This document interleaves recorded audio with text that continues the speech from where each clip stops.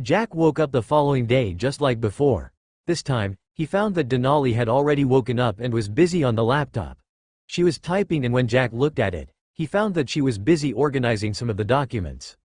There was Grace's information, and the others had also been well arranged in the laptop. The way that the documents had been organized was in such a way that he could find anything that was stored inside there easily. The moment that she saw him, she stood up and greeted him. Jack nodded before shifting his gaze back to the laptop. Currently, she was organizing all the information about the Brightway Medical Research Center. "Master, all I need right now is the money. I have already negotiated the price with the shareholders of Brightway Medical Research Center, and they have agreed to sell their shares," Denali said after she finished organizing the files. Jack was surprised at how efficient she was when doing things. It seemed that the servant that the system had given him was definitely top-notch. And, now that this part was done for, Jack decided that it would be good if he could upgrade the card that was in his hands. Then, he could ask for a privilege where his two cards could be used on the same account. He would remain with one and let Denali have the other. In this way, she could carry out the business deals without having to worry about anything. But still, he needed to get her a car, and so, the duo got out of the suite after they were well dressed. Although it was well dressing, Jack was still wearing his normal casual clothes. On the other hand, Denali was wearing the same official business suit. After getting out of the suit, he happened to see that Wendy was looking at his door with a hint of hesitation on her face. The moment that she saw him coming out, she was surprised. But when she saw Denali coming right out after him, her heart skipped a beat. The previous night, Angie had told her that Jack had gotten a woman into his room. But she didn't want to believe it. As such, she decided to come here this morning to confirm her doubts. But in the end, she was hesitant to enter considering that it was only 8 in the morning. She didn't know if she could be considered to be disturbing him by going there in the morning, or she could be seen as a troublesome fly. But when she saw that there was a beauty that was following Jack out of the suite, she really wanted to run forward and beat her up. But she was forced to stop herself from doing that after considering the fact that Jack wasn't familiar with her. What's more, the lady was indeed beautiful than her, and her temperament was that of a cold CEO boss lady. Her aura was amazing and at the same time, deterring. When she saw that Jack was about to walk past her, Wendy blocked his path and tried to maintain her calm and greeted him, "Morning, Jack." Although Jack had told her that she had to forget about the engagement, that didn't imply that the two of them were enemies. So, he greeted her back, "Good morning." Then after that, since there was nothing to talk about with her, he decided to go on with his plans. But who would have known that Wendy had no intention of getting out of his way? Instead, she asked, "If you don't mind, may I ask who that lady behind you is?" Jack wasn't expecting this question. But all the same, he thought that it was to be expected since she still held on to the issue of the both of them being engaged. But what did who he was with have to do with her? That wasn't something that Jack thought that he had to tell her, considering that he didn't even know who she was. "Am I supposed to tell you about who is around me? I don't think that I'm familiar with you to that level, right?" When she heard this, Wendy remembered that Jack seemed not to care that his father had already agreed to the engagement between the two of them. But Jack himself wasn't to blame, as it was indeed true that he didn't know her. In this situation, there was no way that he would tell her anything just because she asked. With that said, Jack got past her and left with Denali. Wendy failed to react at this moment. She didn't know what to say and could only blurt out, "But we're engaged." Her voice was low, but with Jack's senses, he could hear her well. He looked at her and said, "Miss, I think you should give up on this idea as early as possible. Otherwise, it's going to hurt you later. You should know that I don't know you. I'm no longer a member of Alfonso family, and I don't acknowledge the engagement that was made. So, better give up." And with that, Jack left with Denali following closely behind. He shook his head as he thought about how this lady was so relentless about the so-called engagement. He himself didn't approve it. So, to him, he was still single and ready to mingle. But he wasn't ready to have someone deciding for him who to mingle with. That was a decision that only his mother could get involved into. But now that she wasn't there, then nobody was qualified to interfere with his personal life. "I won't give up. I'll make sure that you will love me, just like how I love you," Wendy said with determination. "You can try, but you won't succeed." Jack's voice reached her, making her agitated. After getting out of the hotel, Jack drove the McLaren P1 to the automobile that he'd bought it from. Although Denali wanted to drive him, Jack refused. How could he be driven in a sports car? He owned it and he would definitely drive it by himself. There, he bought her a Porsche 918 Spider. It cost him a total of $15,600,000, the rounded-up price plus the service fee. After leaving with the Porsche 918 Spider that was driven by Denali, they headed towards Flyers Bank Venture City branch. This time, he was going to upgrade the card to the maximum level that it could be upgraded, and if possible, he wanted it to be allowed to operate in any bank. Not long after, they arrived in front of the bank. Just like in co-ed cities, the branch here was located in a building that had 12 floors. Jack simply shook his head at how these people maintained their image. Just like the one in Enco City, this bank was filled with people. Jack ignored the lower floor and headed to the topmost floor where the manager of the branch was. After leaving the elevator, he found that the layout of the office here was just the same as the one that was in Enco City. But, it was just that it seemed that the bank here was busy, as he found that there were a few people already waiting. Jack took a seat while Denali went forward to the secretary and told her about what Jack wanted to do. The secretary was also a lady, but she seemed to be in her 30s. She nodded her head and instructed that they had to wait for a while. But after a whole half an hour, Jack frowned as he saw that there was no movement here. The door that led to the manager's office was still closed and there was nobody going in, nor was there a person that was coming out. Jack had an appointment at around 10 with Tracy. But, it seemed that these guys wanted to keep him waiting, as even the secretary hadn't budged at all. She was just busy with whatever she was doing. He wasn't the only one that was frowning at this moment, as the others that were waiting alongside him also had impatient looks on their faces. But for some strange reason, none of them dared to speak a word of complaint. This puzzled Jack a lot. But all the same, he wasn't interested in waiting any longer. He looked at Denali, who was seated next to him. Understanding his meaning, she took a step forward and asked the secretary, "Excuse me, how long are we supposed to wait?" The secretary seemed irritated as she was disturbed. It turned out that she was playing a game at this moment, and Denali calling her had distracted her for a moment and led her to lose the game that she was playing. "Can't you be patient like the others? If you're not patient enough, you can simply leave and come back another time," the secretary replied with contempt in her voice. When Jack, who was still seated in the lobby area, heard her, the frown on his face deepened further. He wondered why the service here was so poor in that even the secretary could talk to the clients anyhow she wanted. Shaking his head, Jack called Denali, who was just about to retort.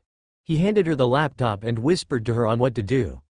Denali nodded and she began typing on the laptop. And not long later, she hacked into the bank's security system and found the footage of the day. Jack watched the video that had no audio in fast mode. From the video, he could see that the manager, who was someone with a beer belly, had come in the morning and entered the office. Around 20 minutes after he entered the office, a lady came and went in as well. But, from the time that the two entered till this moment, it had already been over an hour and there seemed to be no movements at all. Jack got onto his feet and headed towards the door that led into the manager's office. Upon seeing his movements, the secretary shouted, "What do you think you're doing? You better get back and wait and not cause trouble here. Otherwise, I'm going to call the security to throw you out of here." Jack ignored her and stretched his hand towards the doorknob. The secretary got agitated the moment that she saw this and rushed forward to stop him. But, Denali held her in place, not allowing her to disturb Jack in the least. Click. The door opened and Jack looked inside the office, only to be met by a scene of two people who were busy tidying up their clothes. It seemed that the two inside hadn't expected that there was someone who would enter the office when they were busy. Furthermore, from the looks of it, had Jack come in 5 minutes earlier, he would surely have met another different scene from the one that he was seeing now. The two frowned as they looked towards the door.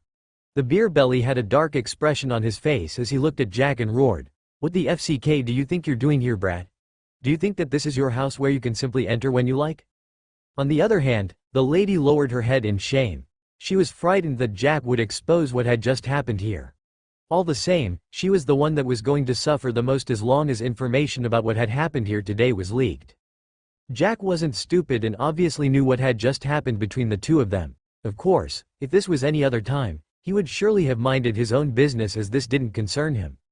But they decided to do their business when he was busy waiting for them.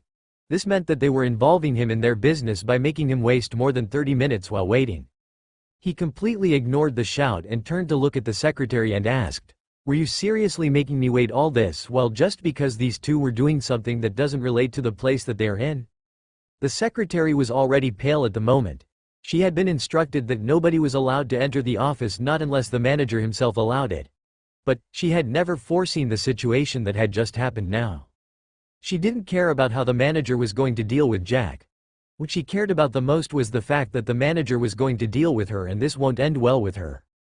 She was trying to break free from Denali's grasp, but no matter how she tried, she couldn't escape from Denali.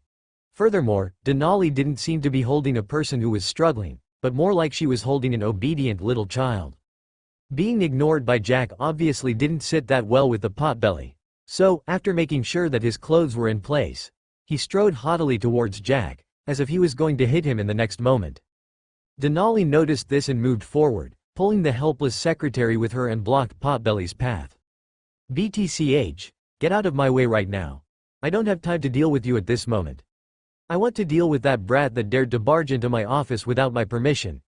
The Potbelly shouted at Denali, stretching his fat hand to push her aside. "Do you think you're qualified to deal with my boss?" Denali asked coldly. And the moment that the hand reached her, she grabbed it with her free hand and twisted it. "Arg!" A scream echoed in the whole floor as the potbelly was forced onto his knees. No matter how hard he struggled, he couldn't break free from Denali's grasp and continued screaming in pain. Denali was of course a smart person. She had entered the office where the cameras couldn't get the footage. And as she twisted his arm, she made sure that she didn't make him suffer any big injury that was too obvious. With her level of combat skills, she could control her body so well. So, the pain that the potbelly was suffering was only from the overly stretching of the joints and not the dislocation of the arm. The ones that were observing from the side were surprised that Denali, who looked like a normal little lady, could subdue the potbelly who was almost as twice as her in size, and he was a man. They then shifted their gaze towards Jack, who was the lady's boss. They wondered what his background was for him to have such a powerful bodyguard. That's right, they thought that Denali was Jack's bodyguard. Had they known that Jack himself was even stronger than Denali, they surely wouldn't be just surprised. The reaction would have been bigger. "Let go of me, you B*TCH. Do you know who I am? I'll make sure that you pay for this Griarg." His threats were forced to stop when Denali suddenly increased the pressure that she was putting on him, increasing the pain that he was suffering. At this moment, Jack stepped forward and looked at Potbelly, who was now soaked in even more sweat. He gazed at him for a moment before asking, "Do you know what mistake you made today?" "What mistake are you talking about? I swear that I'll make you PRG." The potbelly was trying to throw threats again but was forced to stop by the sharp pain that assaulted him. Jack looked at Denali and nodded his head. In response, Denali let go of the potbelly, who then laid on the floor as his clothes continued to be soaked in his sweat. The pain that he'd experienced today made him sweat like this. One might even think that he'd just run a 10 kilometers marathon. Upon being released, he still didn't dare to make a sound, as he knew that if he dared to do that, he would surely have to experience the pain once again. Upon seeing that he was no longer making threats or shouting, Jack nodded in satisfaction. Then, he looked at the lady that was in the office with Potbelly. Although she wasn't a beauty at the same level as Denali or Celine, she could still be rated at 86. He shook his head and focused on Potbelly, who was now seated on the floor, no caring about his reputation at this moment. "You surely know how to play, huh?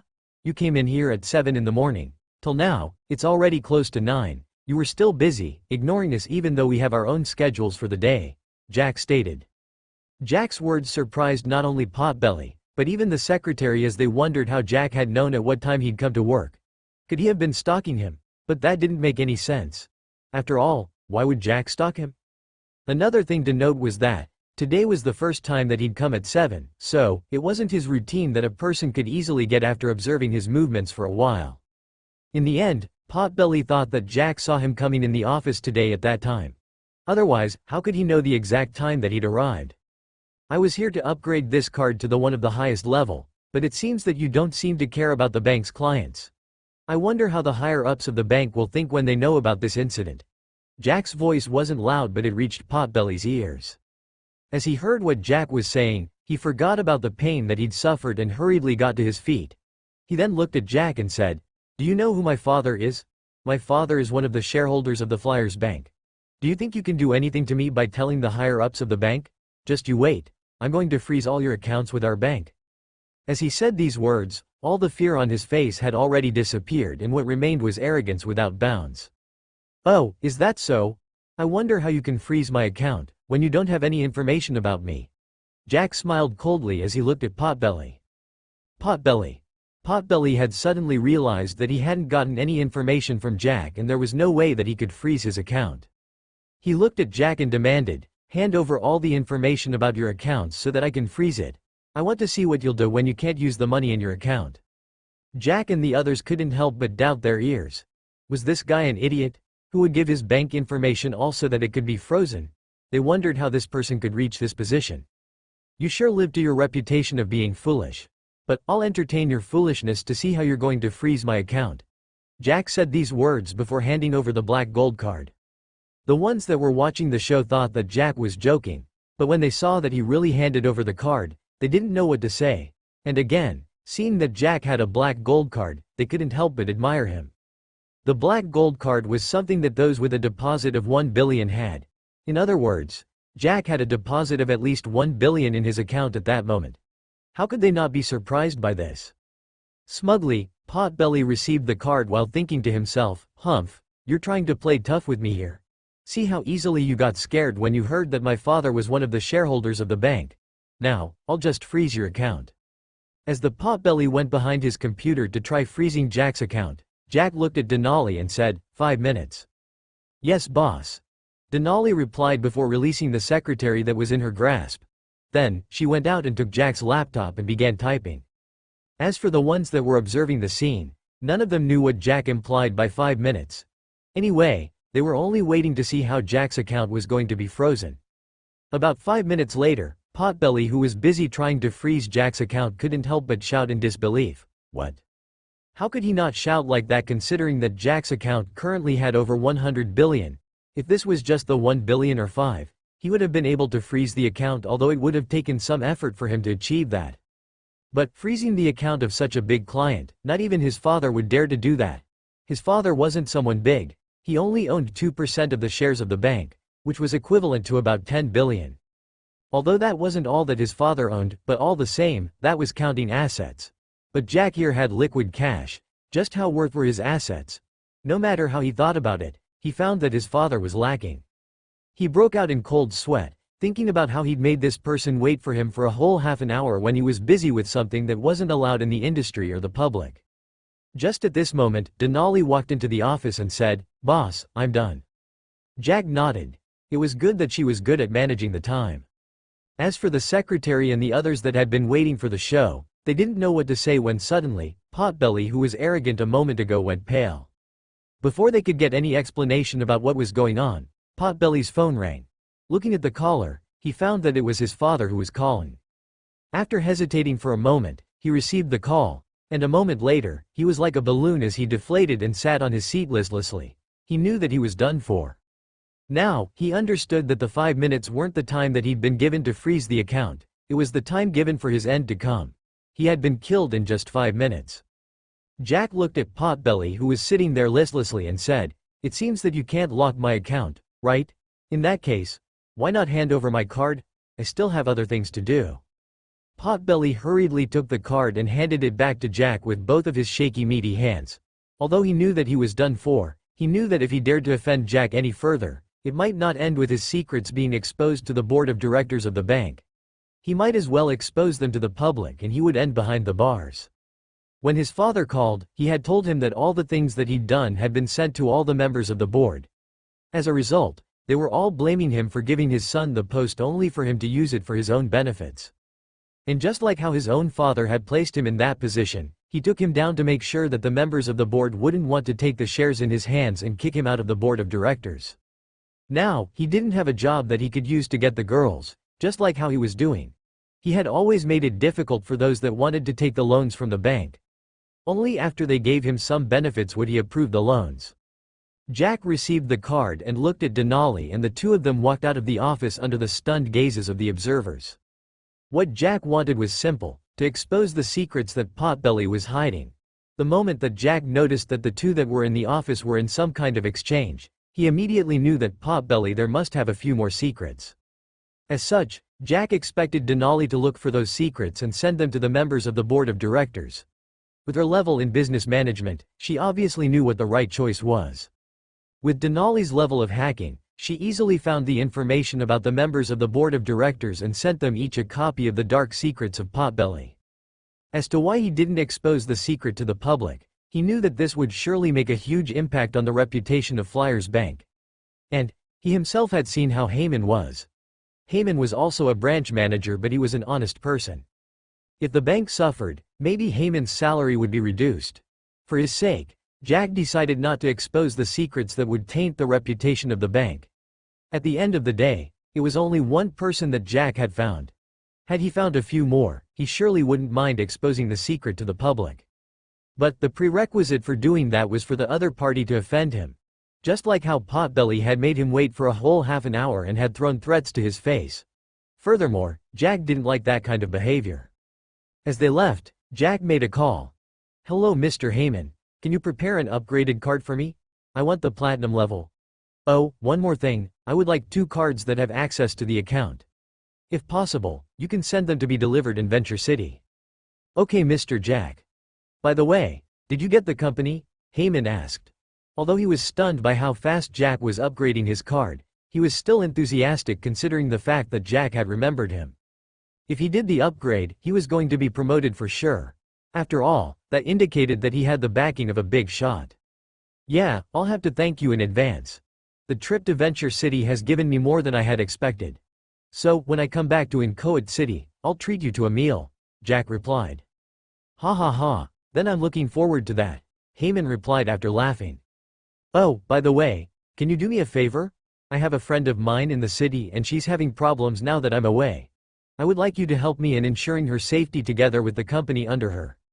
Just ensure her safety till I come back at the end of this week," Jack said with concern on his face. For friendship, he didn't mind owing Heyman a favor. At the end of the day, Jack didn't think that Heyman would ask for more than what he should of the favor that Jack owed him. "Not a problem. Just give me her information." Heyman didn't mind it. Protecting someone in the small Enco city was nothing to him. Even the Dante family had to give him face, not to mention the others. Jack gave some of the basic details like the name of the company and where Celine was staying, which was obviously Glaze Hotel. After that, Jack then called Celine and informed her that he'd asked someone to ensure her safety till he came back. He wanted to deal with the person that tried causing trouble for her by himself. Issues like this was the reason as to why he had decided to form the private security team. This team would receive the body strengthening pill and this would make them stronger. Jack and Denali drove back to Cheetah Hotel. It was already about 20 minutes to the appointment time. At this moment, Jack looked at Denali and gave her his card. "You can purchase the shares of Brightway Medical Research Center. I need to use it as soon as possible. One more thing, buy everything that you need to use. No matter what it is, as long as the money can buy it, just do that." Denali nodded and took the card and headed back to the suite. On the other hand, since he was having an appointment with Tracy, he decided to book a VIP box where they could deal with the contracts. He had already booked a suite for a whole week. And his current balance was currently $111,297,570,000 after buying the car for Denali. With him staying in a presidential suite, a few $1,000s won't be hard for him to fork. Not long after he had booked the box, his phone rang. It was Tracy. She said that she had already arrived in Cheetah Hotel. So, Jack gave her the number of the box that he was in. Not long after, a lady wearing a black office suite and high heels walked in. She was a beauty of her own proportion. This made Jack question himself if every successful and hard-working woman was beautiful. Even if not now, at least during her youth. Jack had already ordered food to be served and after Jack had gone through the transfer agreement, the food was served. The food that had been served was definitely a light one that was just suitable for breakfast. Since Tracy had left the capital earlier, around 3 in the morning, it was obvious that she was hungry. "Let's eat first. I'll sign the contract and talk about the changes that need to be made in the company after we're done," Jack said. Since she was hungry, Tracy agreed to Jack's suggestion and ate. It was only after she was full that she noticed that although Jack had started before her, he was still eating. At first, she simply thought that since Jack was a man, he ate more. But as time moved and Jack continued eating, she was surprised by his big appetite. In the end, she decided not to say a word as although Jack was eating more food than she had expected, his table manners and movements still had a charm on them. After he was satisfied, Jack looked at the document that had been handed to him and finally put his signature on it. Then, they discussed the matter concerning the changes next. I want to merge Amber Securities and Safety Enforcers into Good Vision Security Limited. Furthermore, it doesn't matter the amount of money that is required. I want everything to be upgraded. I don't want things to be taken slowly, Jack said. He wanted his empire to be built faster and the foundation that he was creating had to be strong enough. Now that he had over $100 billion, there was no need for him to save it. He could as well use it so that he could earn more. Since he got the system, the area that he'd gotten the most income from was from betting, and now that he had to upgrade the system to level 2 to have the income from betting to be multiplied, he had to find another source. Only by investing could he gain even more money. After they had chatted, Jack informed her that he had a personal assistant that would be visiting the headquarters of Good Vision Security Limited to make changes if necessary. Furthermore, he told her that she would work alongside Ayush once the company had merged with the two middle-sized security companies. After that, Tracy decided to stay within the hotel for the day and leave in the evening. There was an airport here in Venture City and as such, it wouldn't be hard for her to get back to the capital. Jack still had a few more things that he needed to take care of before going back to Enco City. After taking care of the loose ends in Enco City, he would head to the capital city of Azima, Conde. Not long after Tracy left the box, Jack's phone received a new message. Upon checking it, he found that it was from the bank showing that he'd received money. He didn't need to ask where the money came from as the sender called not long after he received the message. Hello Mr. Jack. I hope you've received the message about the money that I sent over? Hello Mr. Jack. I hope you've received the message about the money that I sent over? Jack nodded his head. But when he remembered that Calvin couldn't see him, he replied, Yes, I have received it. Have you taken your share? Jack wasn't sure how much the buildings, the cars and all the other things were worth.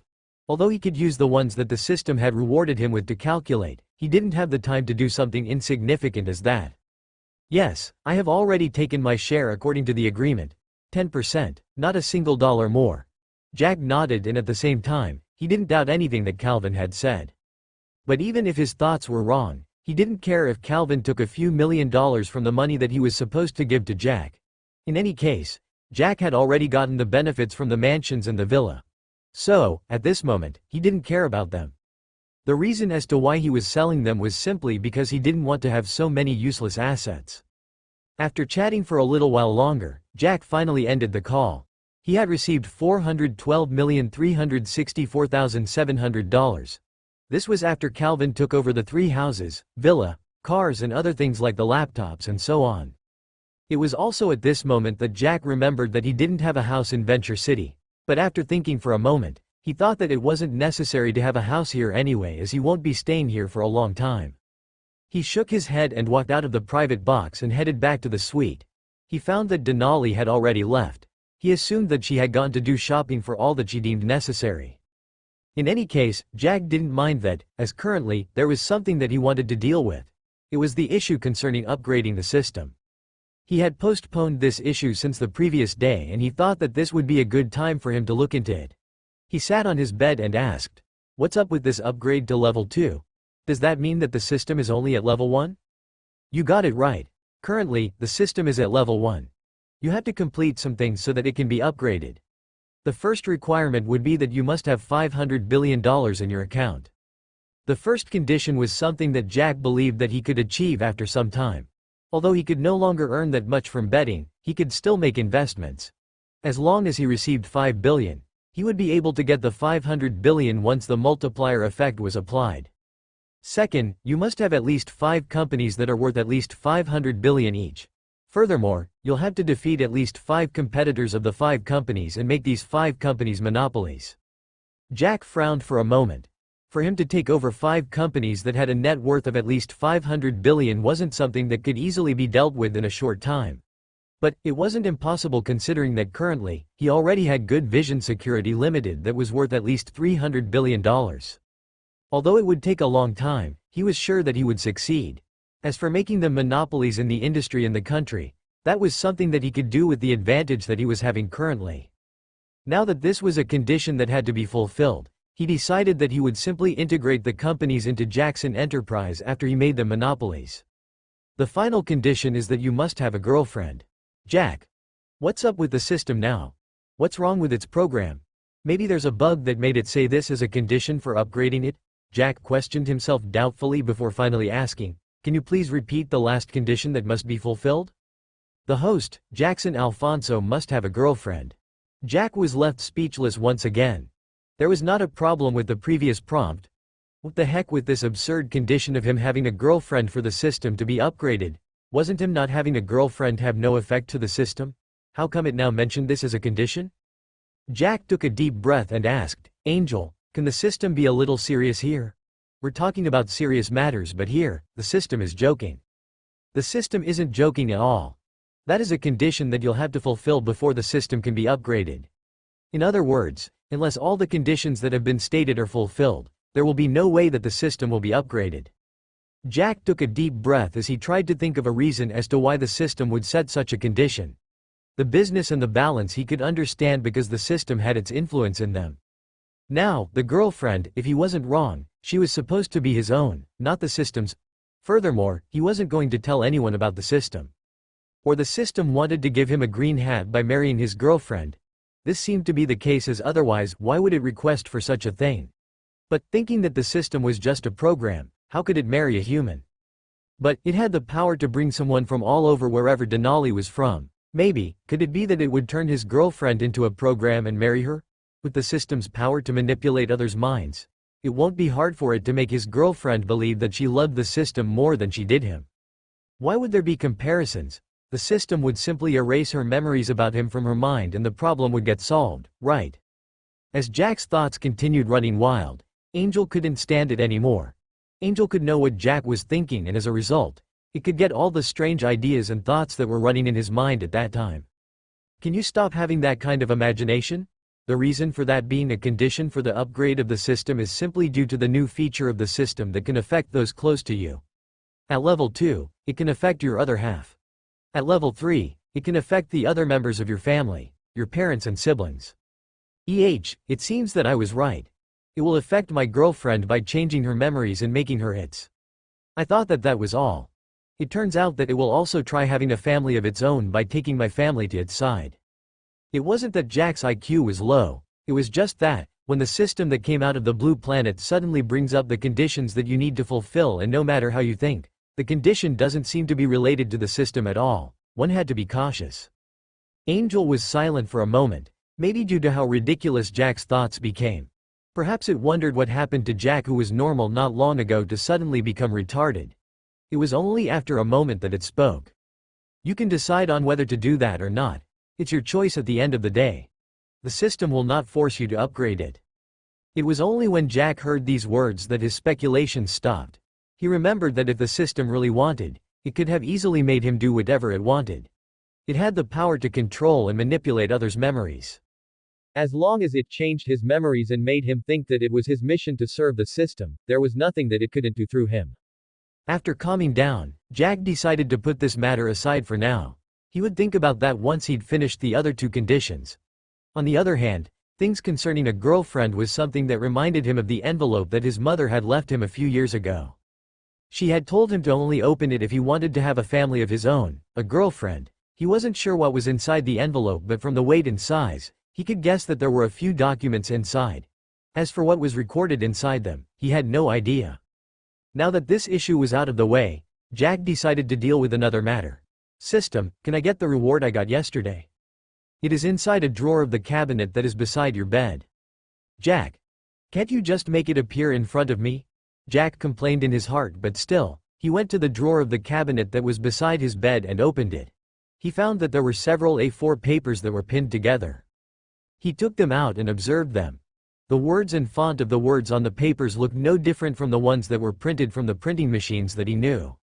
He read it and found that indeed, just as it was to he expected, there was the procedure of making the pill, the instruments and ingredients.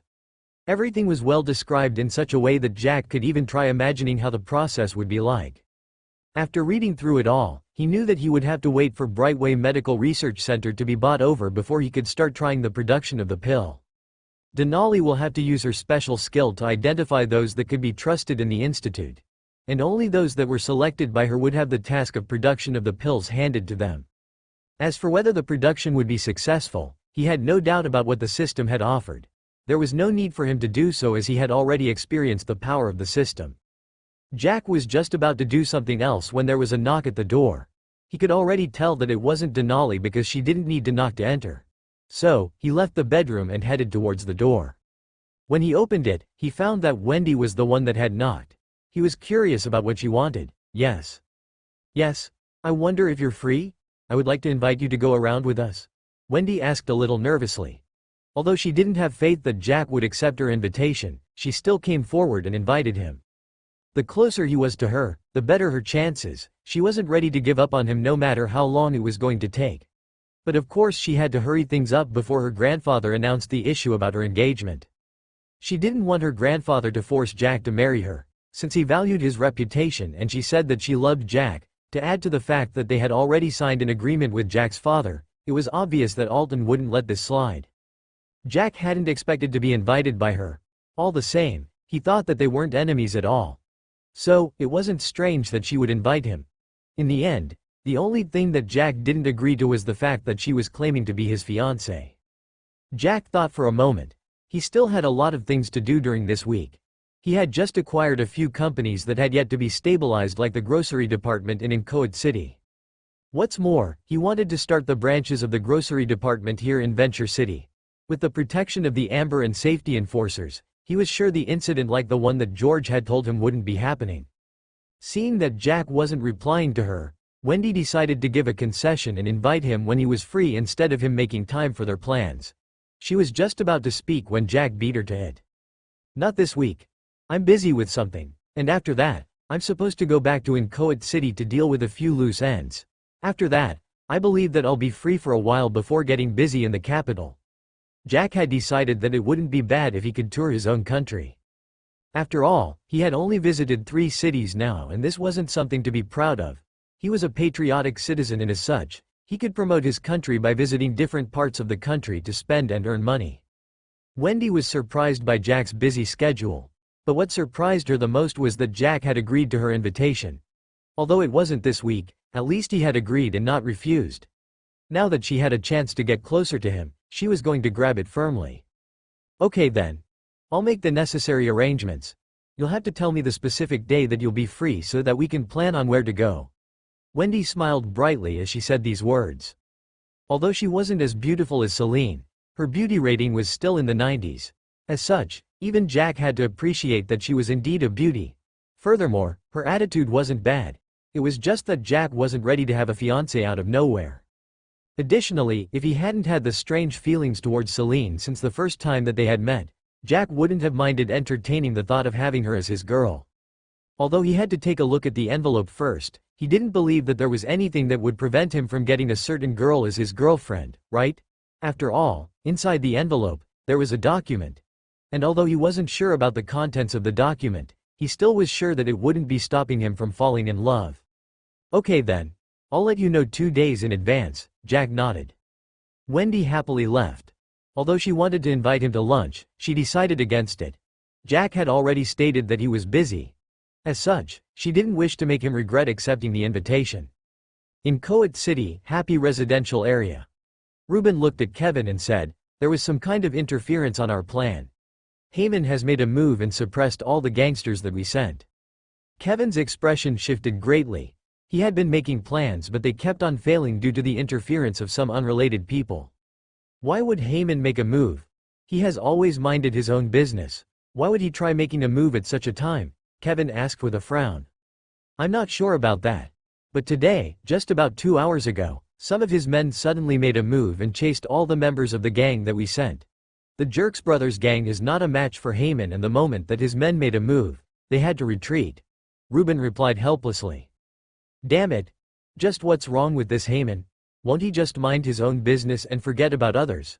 Why is he meddling in one of our most important plans?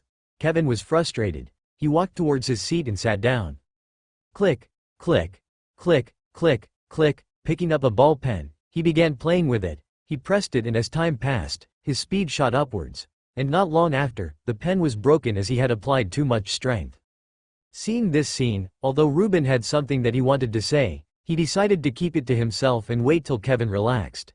He knew Kevin since he was young and had watched him grow. And pressing the ball pen was one of his characteristics that showed that he was in a foul mood. At that time, as long as something unpleasant was said to him, it was likely that he would end up making decisions without thinking them through. After a long while, Kevin's anger had calmed down and he began thinking normally again. I think that the reason as to why Heyman is interfering might be because he doesn't know that we're the ones behind the Jerk brothers' recent movements. Or maybe, that young girl Celine might have requested for his help. Ruben paused for a moment and observed Kevin's expression. Upon seeing that he was listening, he continued.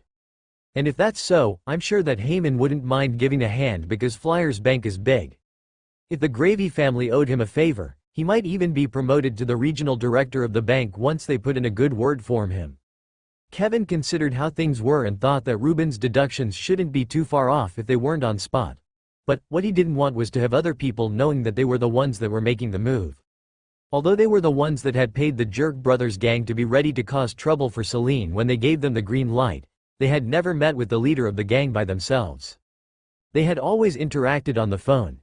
As a gang in a small city, it was obvious that they needed much money. So, it was simple for them to pay them a few $1,000s to make them do what they wanted. These guys didn't know about Celine's real identity as they hadn't attended the banquet that she'd set up. That banquet was only for people with great power. Kevin was just about to reply when Ruben said something that made him frown. Frank has been making moves towards Jack's grocery stores. If I'm not wrong, he should be able to reduce their sales by the end of next week, Ruben said. This idiot. I told him that we should first investigate everything about him, but he still made a move this early and when we haven't confirmed the information that we received. If it happens that Jack is from Alfonso family, we will be in trouble before our current plan even succeeds. Kevin spoke as anger began surfacing on his face. I think we should help him. If it was true that Jack was from the Alfonso family, he would have surely reacted to the provocation by now. But all this while, other than his subordinates, he had never shown up in the stores, Ruben said. Do you have a plan? Kevin asked. He too had to accept that it was true. Any member of the Alfonso family was arrogant and thus, if he was, he would have already reacted to this. It can be considered as one.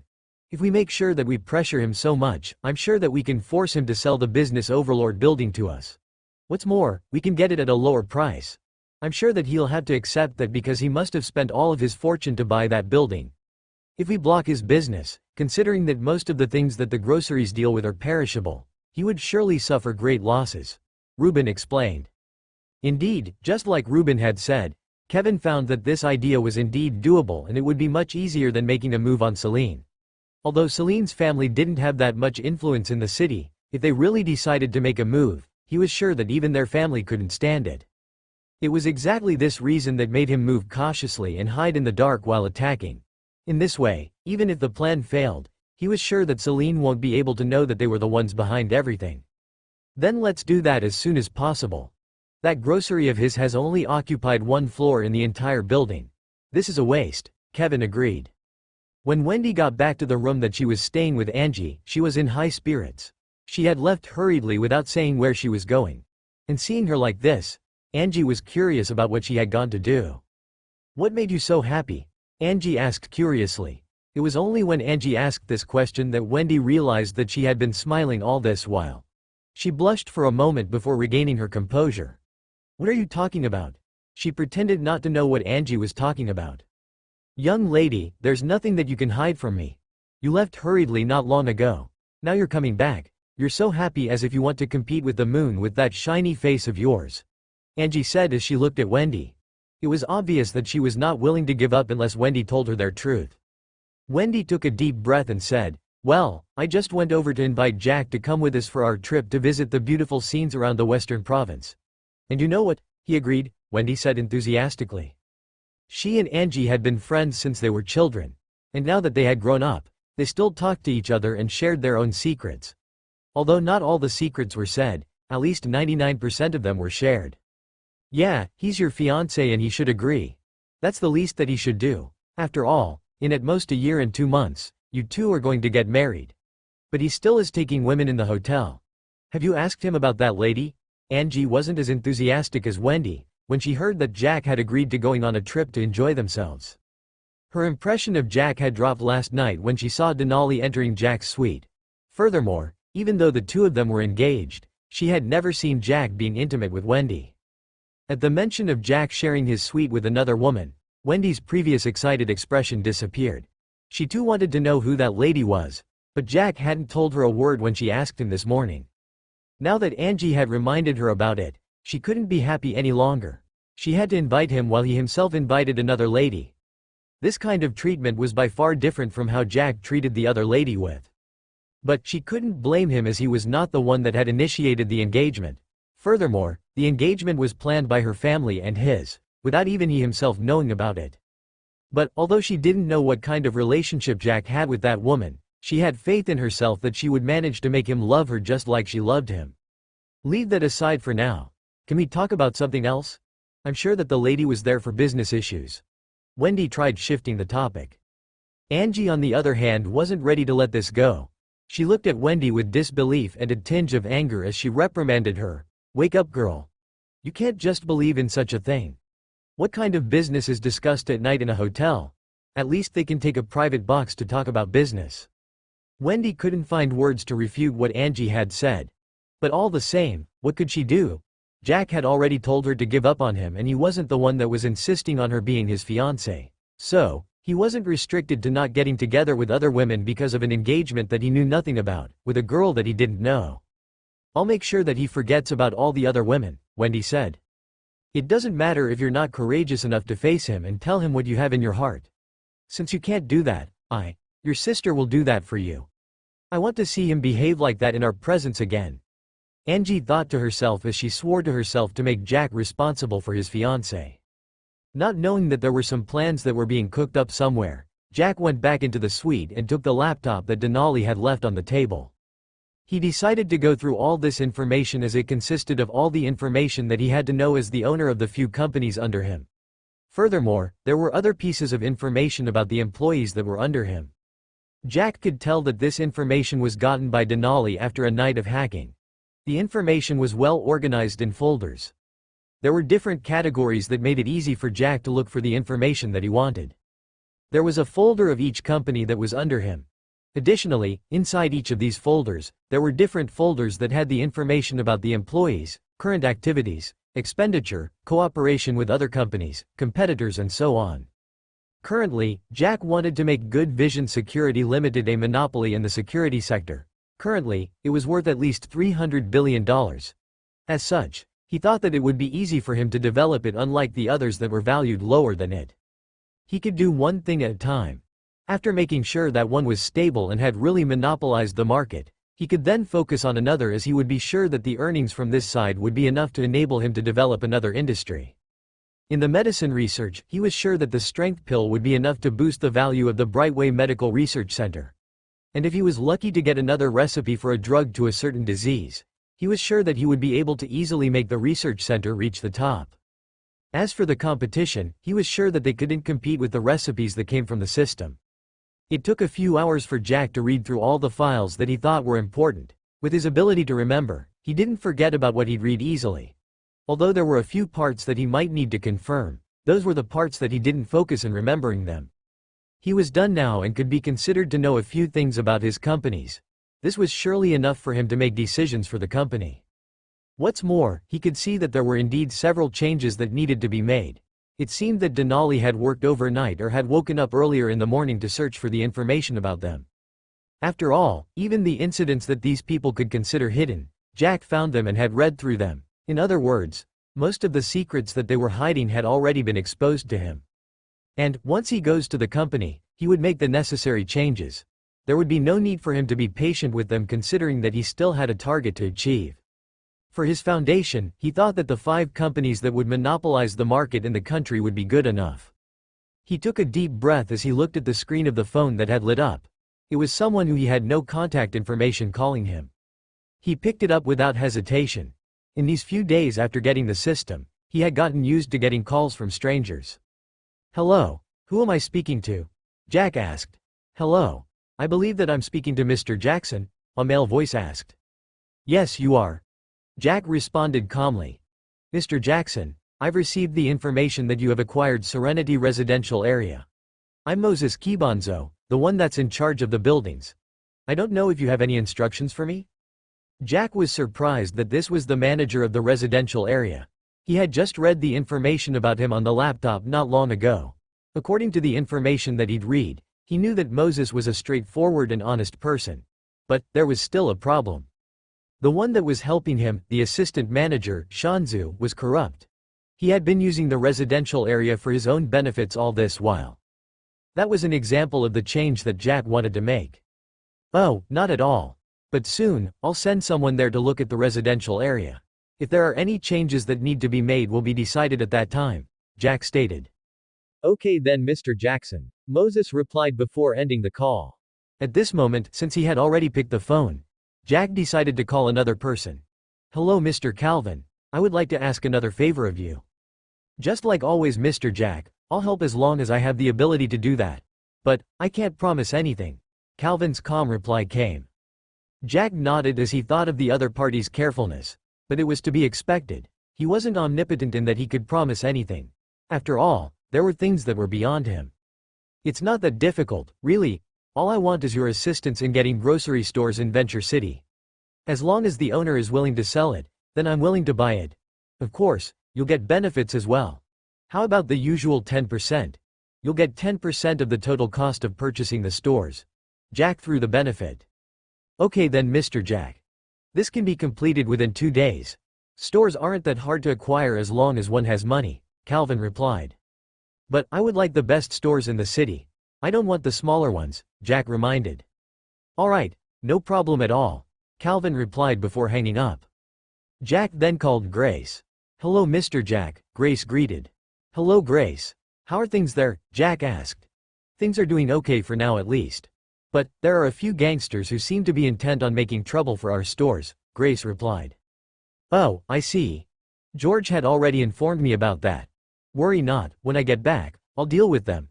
But for now, I would like you to stabilize everything there as soon as possible before getting to Venture City. Here, I'm also buying a few grocery stores. They will be undergoing the renovation within next week and I hope that you can pay them a visit. Okay, boss. I'll make sure to handle things here as fast as possible, Grace replied confidently. Okay then. But make sure that you're not saving money. I gave you the money so that you can spend. Jack reminded before hanging up the call. The following day, Jack woke up earlier than usual, but surprisingly, he found that Denali had already gotten up. He wondered how it was that she worked so hard and that she was even embarrassing him. Although she was his subordinate, he still was too lazy to deal with most of the things and delegated the duties to her.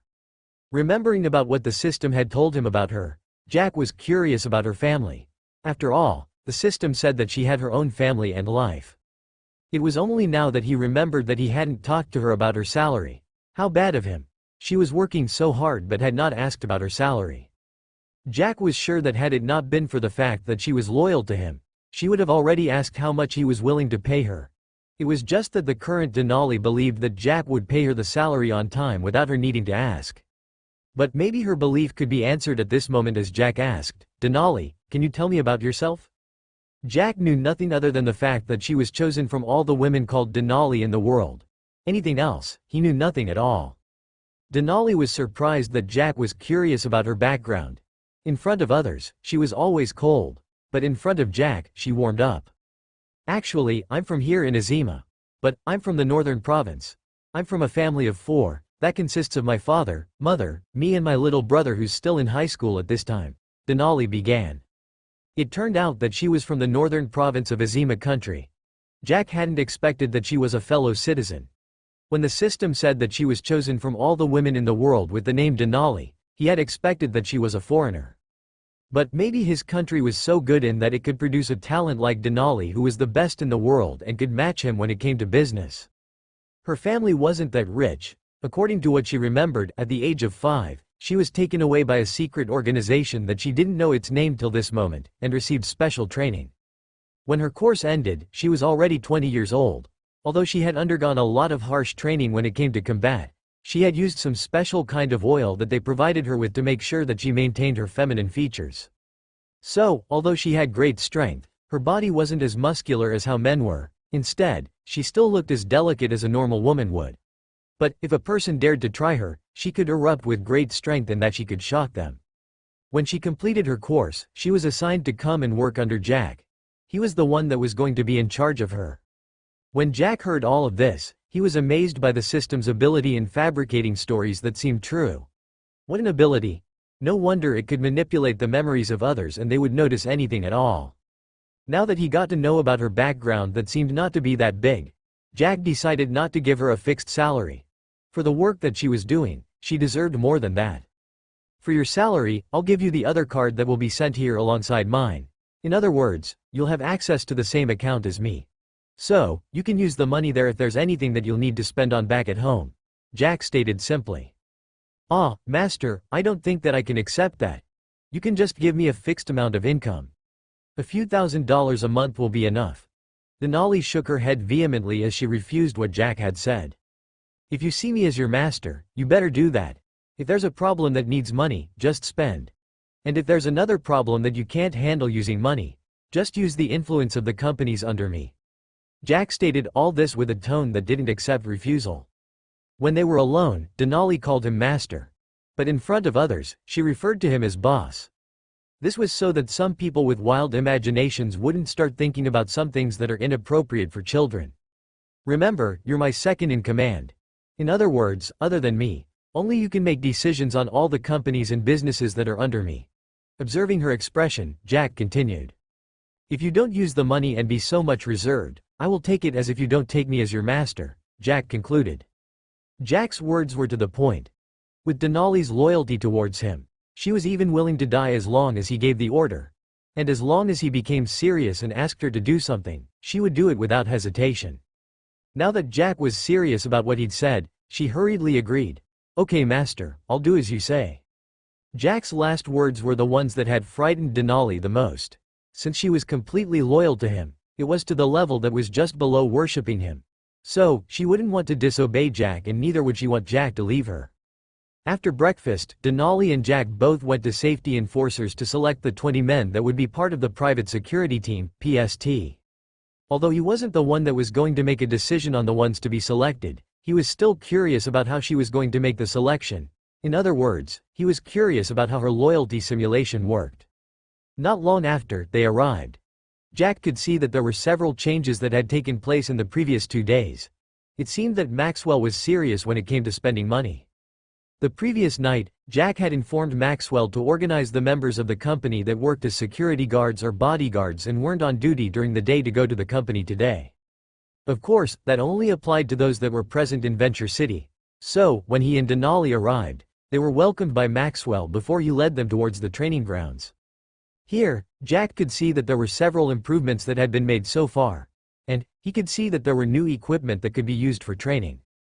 According to Maxwell, they had already ordered for a few more but they had yet to be delivered. Jack knew that it might take a long time to deliver some of the equipment as they were shipped from abroad.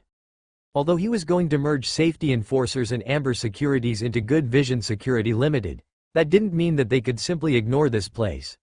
This could as well be used as a provincial headquarter of the company. When they arrived at the training grounds, they found that about 100 men were lining up in 5 rows, their backs straight. Just from this, Jack could tell that they had high discipline. Although it couldn't compare to the military discipline, he was sure that it was good enough for now. Boss, I selected the best 100 from those that were available at this time, Maxwell said from the side. Jack took a glance at them before nodding in acknowledgement of Maxwell's decision. He then motioned for Denali to go forward and select the 20 men. Maxwell was curious about Denali. Jack didn't hide it from him as Denali could be considered as his superior, so, he introduced her. That's Denali, she's my personal assistant. In case she comes here, you can treat her just like how you would me. Maxwell was surprised by how high Jack viewed Denali. But looking at her temperament and the way that she was confident even when looking at the group of muscular men, he couldn't help but be impressed by her. Had she been replaced by another lady, he was sure that she might have been flustered standing in front of these men. Most of them had seen blood and had fought vicious fights. So, there was a certain aura that they emitted that would most likely scare away some of the weak-willed men, let alone ladies. I got it, boss. Maxwell nodded. He had come to respect Jack's way of handling things. Although he was young, he didn't dare to underestimate him. Denali walked around for about 10 minutes while observing the 20 men in each of the 5 rows. Then, she began pointing at the men, one after the other. As she pointed at them, They took a step forward and awaited further instructions. Surprisingly, it seemed that Jack had judged too early. There were 2 ladies in this group of 98 men and they happened to be selected by Denali. Jack knew that it didn't matter about the gender of the person. As long as one had the strength, even if she was a woman, she could do some things that even other men couldn't do. As of now, Jack didn't care about strength. He cared about loyalty the most. As for strength, they would gain as long as they received the pills. Jack had observed all along, but he couldn't see how Denali judged the loyalty of the ones that she'd selected. But all the same, he was impressed because as he looked at the ones that had been chosen by her, he could tell from their expressions that they seemed to be straight. But all the same, he knew that appearances could sometimes be a facade. So, if not for Denali, he wouldn't have trusted these 20. After dismissing the others, including Maxwell, Jack looked at the 20 people that had remained here and spoke seriously. I plan to have you guys form a private security team. This team will only consist of the 20 of you. There will be resources that would be used by you during training. Furthermore, you'll get more benefits. The 20 people in front of Jack were surprised that Jack wanted them to form a private team. And although they were surprised, they found nothing strange about that. At the end of the day, they had already seen teams being formed several times. More so, they had seen this when they were going to guard a special person or they were going to guard a certain rich man's building. All the same, they were excited to be chosen. They themselves didn't know the prerequisites of being chosen as there were no tests. Denali had simply pointed them out after looking at them for a moment. Do you agree to that? If not, you can say it earlier so that we can find a replacement for you as early as now. Jack asked again to confirm. We agree, the 20 men and women shouted in response. Jack nodded. He then said, as a private team, you'll be having special training. But, that will have to wait till next month before you start gaining some of the benefits. There are some that you'll receive from this moment, but there are others that will have to wait for a moment.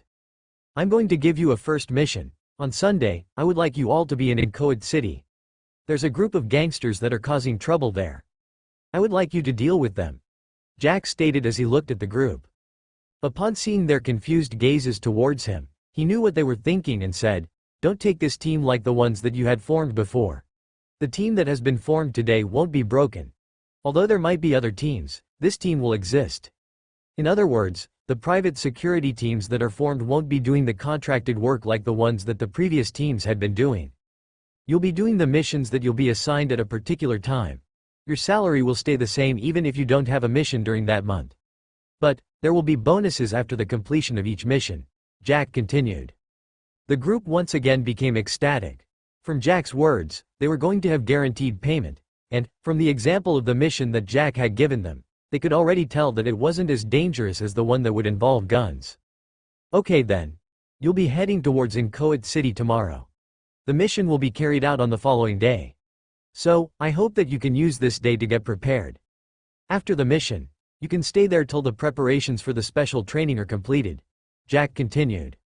He talked about a few more things and about his plans for this security team.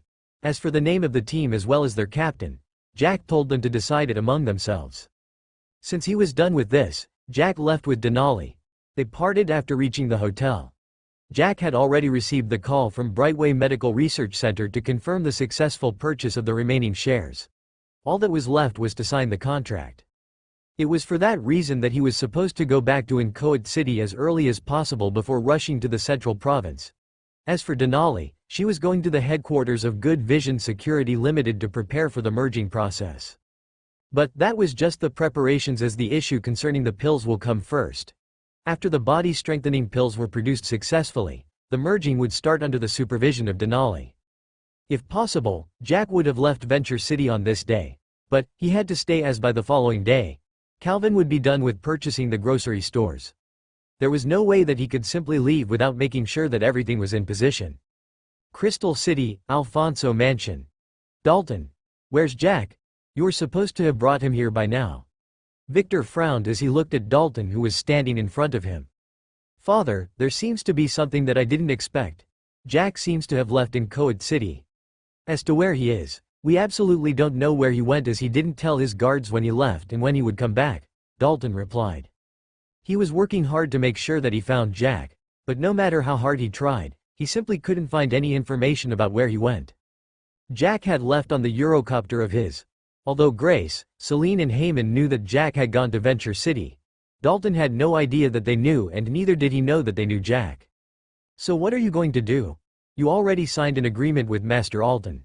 So, there's no way that you can get out of this. If Jack happens not to be found, our family will be done for. Victor said as anger began surfacing. He was even doubting himself if he had really made the right decision by making Dalton the family head.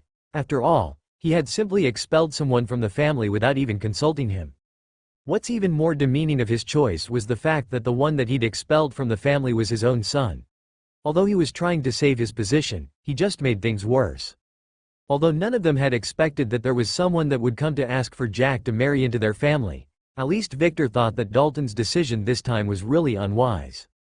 If it was just a matter of expelling Jack from the family, he himself, being that he never liked Jack, he would have already expelled him from the family. But, all this while, he never did that. It wasn't that he was afraid of something, it was just that, at the end of the day, no matter if they expelled Jack or not, one thing won't change, and that was the fact that he had the blood of the Alfonsos running deep inside his veins. I'm still trying to know of his whereabouts. I'm using all the power that I have to know. Furthermore, I'm investigating his actions at the time that he was still in Enco City. I'm sure that I can get a clue, Dalton replied confidently. Look here, Dalton, no matter what, you have to make sure that Jack is brought here. You know, the engagement hasn't been made official yet. Who knows when Master Alton will decide to make it official? It might be tomorrow, or maybe next week. So, Jack has to get found and brought here, the earlier the better. Victor instructed before leaving. Dalton thought for a moment and decided to make a call. Hello Kevin, I would like to request for a favor from you. Inside the Alfonso mansion, inside one of the bedrooms.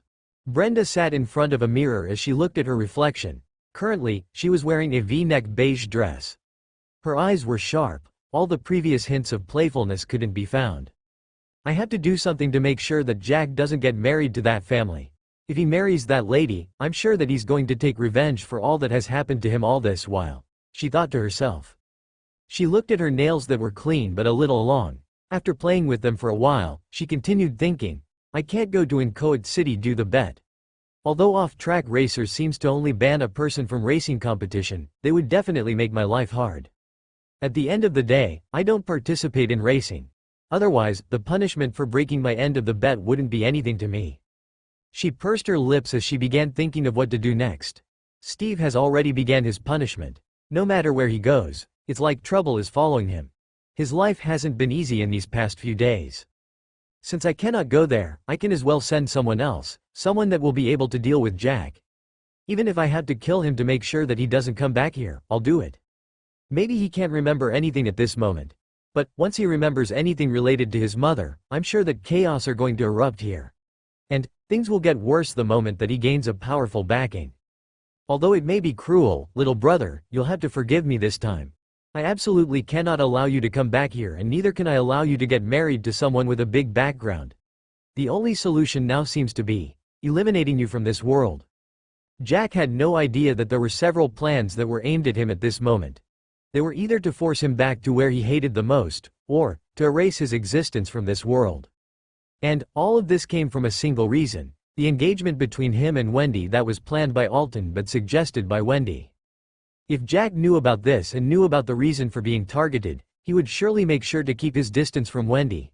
Although she did nothing intentionally, it was just that if she was closer to him, she became his calamity magnate. On Saturday, after making sure that everything in the grocery stores that he'd just bought were in position and could easily be taken over by Grace when she came here, Jack was finally ready to leave Venture City. He headed to where he had landed before when he came here with Gabriel Waddy.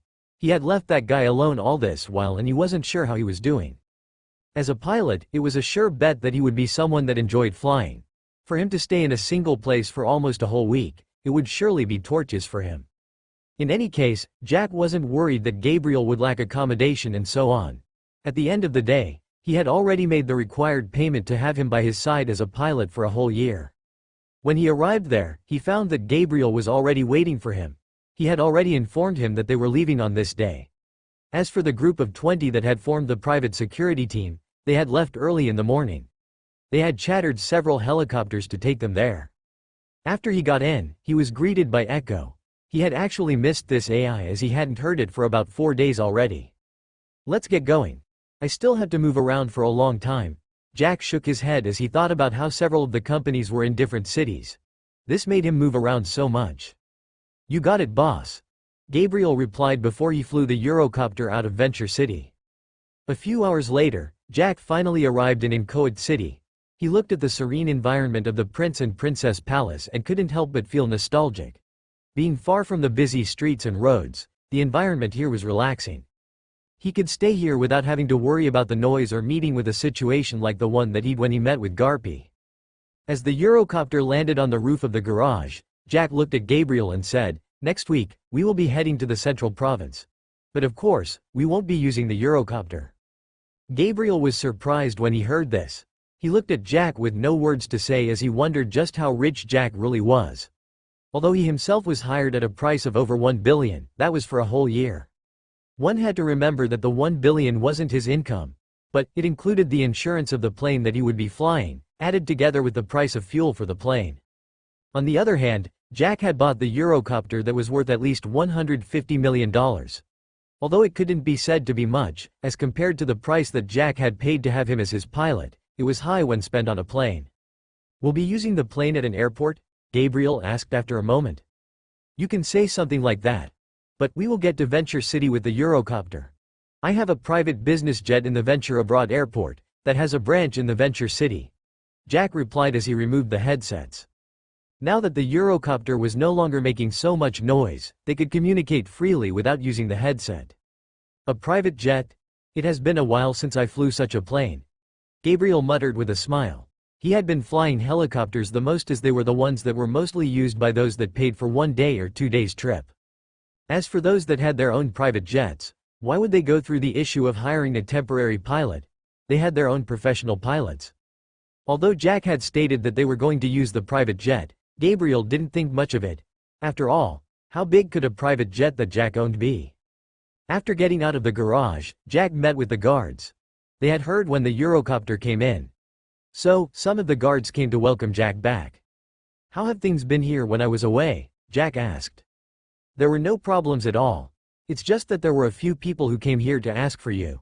The leader of the guards, whose name was Bob, replied. Jack frowned a little when he heard that there was someone that came here looking for him. According to what he knew, there shouldn't be anyone that was supposed to come looking for him here. Sabrina, who was in charge of Homescope Properties Limited, wasn't someone that was related to Jack for her to come looking for him. As for George, the guards knew him all too well for them not to mention his name if he came looking for him. And apart from those two, Evans from the Bentley shop knew here. But, the guards knew him. If either of the three found out that he wasn't there, they would simply call him as they both had his contact number. "Do you know any of those that came looking for me?" Jack asked after thinking for a while. None of them ever mentioned who they were. There were 4 of them and neither of them had the intention of revealing their identity, claiming that you're the only one that was qualified to know them, Bob replied. He too had found that there had to be something fishy going on. As a result, he had made sure that the security was increased.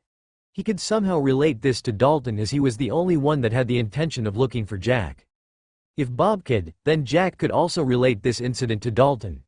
Narrowing his eyes, he looked at Bob and said, "Don't allow anyone in here without confirming with me. That's unless the person is one of those that have been here before." "Yes, boss." Bob nodded before leaving with the other 3 guards that he'd come with. Jack on the other hand welcomed Gabriel into the Prince mansion.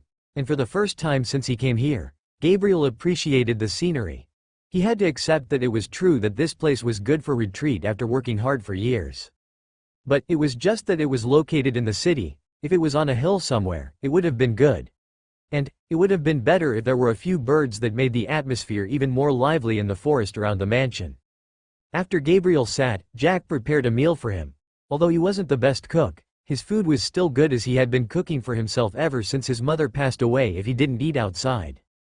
Jack asked Gabriel to select a room for himself. The top floor only had his master bedroom, the swimming pool and a few other things that could make him relax well. So, the room that Gabriel chose was on a lower floor. "You can leave this place and go around the city. I'll call you if there's a need for that. There's a basement where you can entertain yourself. And one more thing, if you're going out, you can just pick one of the cars out there. The keys are there, Jack said as he pointed at a small table that was close to the door.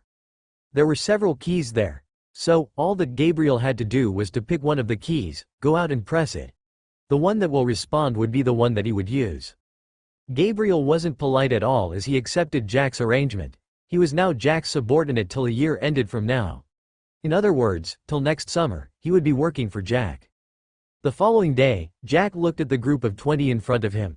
Currently, they were wearing the special uniforms that safety enforcers provided for those that were in the private teams. "You know what to do, right?" Jack asked. "Yes, boss," they both replied at the same time. "Okay then. Let's get going," Jack stated as he got into his Bentley Continental GT. The others took other 5 Bentley Bentegas and drove behind Jack. On the way, Jack took out his phone and made a call. "Hello, Jack." Celine's voice reached his ears. For some reason, he let out a sigh of relief when he heard her. He smiled as he asked, "How have you been?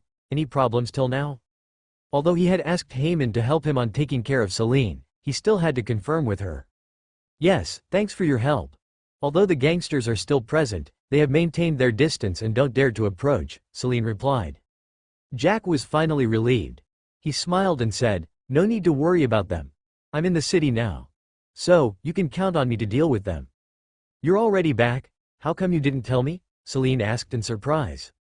"Well, I told you that I would be back by the end of the week," Jack stated. "But today is the first day of the week," Celine said. "I came back yesterday." Jack's smile expanded as he said this. "Well, I guess you really fulfill your promises. But, you can at least tell me so that I can wish you a safe trip," Celine continued. "I will make sure to tell you next time then," Jack reassured. "Okay then, I'm starting with some of those members of the gang that are causing trouble for my stores before reaching your place," Jack stated. "Be careful." And after that, the conversation between the two of them ended. Jackson Enterprise Grocery Department, Yellow Street. The grocery store here looked absolutely different from the dirty buildings that surrounded it. The front and the sides of the store were well cleaned, maintaining the high hygiene that was required for those that dealt with consumables. Currently, instead of the usual busy scene where customers entered and exited the store, the area around the store was completely isolated, with only a few people in green uniforms standing in front of the store, looking helpless. These were the staff members that had been hired by Agnes. They had been working well in this place, but things suddenly became bad when the gangsters began causing trouble for them. They had threatened and chased away any customer that dared to come to the store to buy any groceries. As a well-known gang in Yellow Street, the Jerks Brothers gang had a bad reputation and was feared by most of the residents here.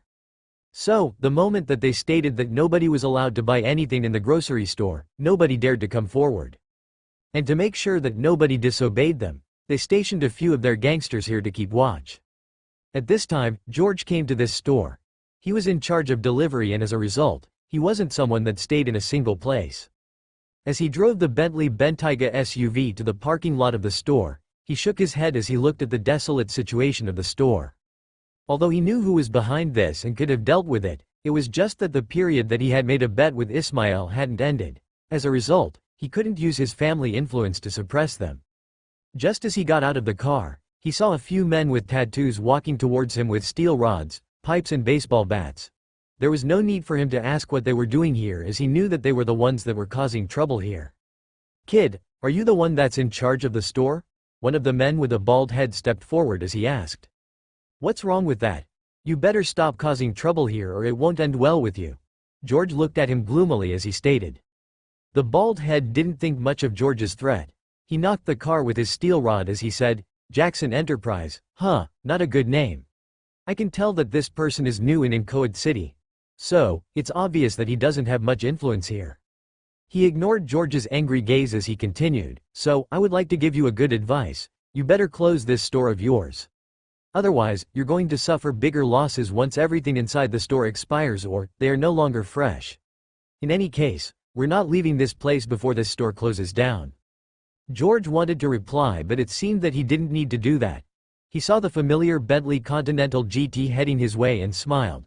"You think so? I will advise you to leave in the next 5 seconds or you'll end up in deep hot soup." "You think so? I will advise you to leave in the next 5 seconds or you'll end up in deep hot soup." Bald Head didn't understand why George would say that they would be in deep hot soup. They were members of a gang that was well known in the city. They had spread their roots to almost each part of the city, Yellow Street being amongst them. According to what they knew, in this mission, they were supported by a certain big family. As for which one it was, they weren't sure, as only those in the upper echelons of the gang knew. Even so, he wondered what had given George, who was almost helpless not long ago, the courage to say those words with a smile. Was he trying to bluff his way out of the situation by boasting a big background? The more that bald head and the others that had come with him thought about it, they thought that it was true that George might be trying to threaten them. Bald head scoffed at George as he said with a contemptuous smile, "Hey, I would like to see what kind of hot soup you're talking about. You think that you can frighten us by using such tricks? We're members of the Jerks Brothers gang, and there are only a few things that can make us retreat." George's smile broadened as he said, "Then I guess that is going to make you retreat, right?" As he said these words, he pointed at the Bentley that was arriving. Bald head and the others turned around and looked at the Bentley that was coming their way. From the way that it was, they could already tell that it was worth at least $1 million. But even so what if that person had a car that was worth $1 million? In their eyes, this was nothing as compared to the one that had given them the mission. Just a single person cannot Chan. His words were forced to stop as just behind the Bentley Continental GT, 5 Bentley Bentayga SUVs followed. And from their appearance and paint, they could see that they looked just like the one that George was driving. Even idiots could tell at a glance that the cars that were coming were from the same group as George's. They knew that there were several other stores like this one in the city. As such, they had spread their men all over, trying to make sure that the business was not running as much as possible. As they watched in surprise, Jack's Bentley came and stopped next to George's Bentayga. As for the other 5 Bentaygas, they blocked the exit. And immediately after that, 20 people hurriedly got out of the cars with batons in their hands. Here, there were only a group of 9 gangsters. So, when facing the 20 that had surrounded them, they immediately became flustered as their previous smug smiles completely disappeared. All that was left was panic in their eyes. The door of the Continental GT opened and Jack, who was wearing casual clothes, alighted. Even though his clothes were casual, they just couldn't hide his amazing physique as well as his charm. George strode forward and greeted as he patted Jack's shoulder, "Boss, you're finally here. I was wondering when you were going to arrive. If you had been late, these idiots would have caused us losses." Jack smiled in return to George's greeting. He himself was already angry with this group that was causing trouble here. The previous night, he had only received $9 million, and this was after the multiplier was applied. Grace had already informed him during the day, and he decided to deal with this on this day, as he had told the group that he'd come with from Venture City that the mission would be carried out on this day. The previous day was Saturday, a day that business was supposed to bloom. But the business was so bad in that he made losses of hundreds of millions. So, he had to deal with this as soon as possible. He looked at Bald Head and strode towards him. Upon seeing Jack approaching, the bald head that had just lost his voice immediately began talking. "You better not make things difficult for us, or our boss won't let you go." "I think that you're mistaken. I don't plan on letting any of you go. You've caused me losses worth hundreds of millions by blocking my business," Jack stated coldly as he continued approaching Bald Head. Jack's words made the crowd flabbergasted. Hundreds of millions? From grocery stores? Can you stop exaggerating too much? Of course, they didn't know that Jack could earn up to 200 million or more on such a day as long as the multiplier effect was applied. But the previous day, he only made 9 million instead. That's a loss of over $100 million. In any case, he wasn't going to talk about the system to anyone, but they at least had to know that they had caused him great losses and they had to pay for that. "You won't let us off? Do you know who our boss is?" the bald head threatened. "I don't know him, but I would like to know him. And, do you know me?" Jack asked as a cold smile formed on his lips. Bald Head was obviously not expecting that Jack wouldn't get frightened by his threat. What's more, he was right. They too didn't know Jack, and neither did they know his abilities.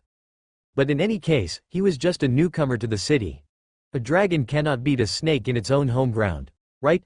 Thinking about this, Bald Head pointed his steel rod at Jack and said, "It doesn't matter here, but at the end of the day, what I'm sure is that you are going to get into bigger trouble than this as long as you make a move on us." "I would like to see that trouble," Jack said before waving his hand. "Beat them up until they can't walk. Just make sure not to break their bones." With Jack's order, the 20 members of PST made their move. They were all trained, even if it was only for a short period of time. So, their movements were swift and decisive. On the other hand, other than being at a disadvantage in terms of numbers, the gangsters were just a group of people who suppressed the weak while fearing the strong. They mainly depended on their numbers to suppress others and not their skills. So, they were beaten up in no time. With the electric current of the batons, they were immobilized after a few minutes of beating. Those that were observing were both amazed and excited upon seeing this scene. Nobody loved these bullies as they had made their lives hard in the streets. So, they would be happy when they saw that someone was going against them. The cries of the gangsters as they were beaten up were like music to the ears of the bystanders. After seeing that they had been beaten well, Jack took a step forward as he motioned for the 20 to stop. He squatted and looked at Bald Head with an amusing expression on his face. "You've been beaten up, but I can't see the trouble that you mentioned," Jack said. Bald Head wailed on the ground. Although their bones were not broken, who said that their limbs couldn't be dislocated, so, the pain that they were going through at this moment was intense.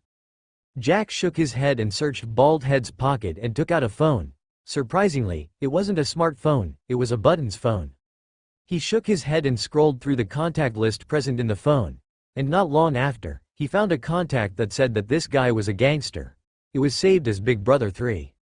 With the gang being called the Jerks Brothers Gang, Jack could already tell that there might be several brothers amongst the top gangsters of the gang. He made a call, ignoring the cries and shouts of Bald Head. "What's wrong, Baldy?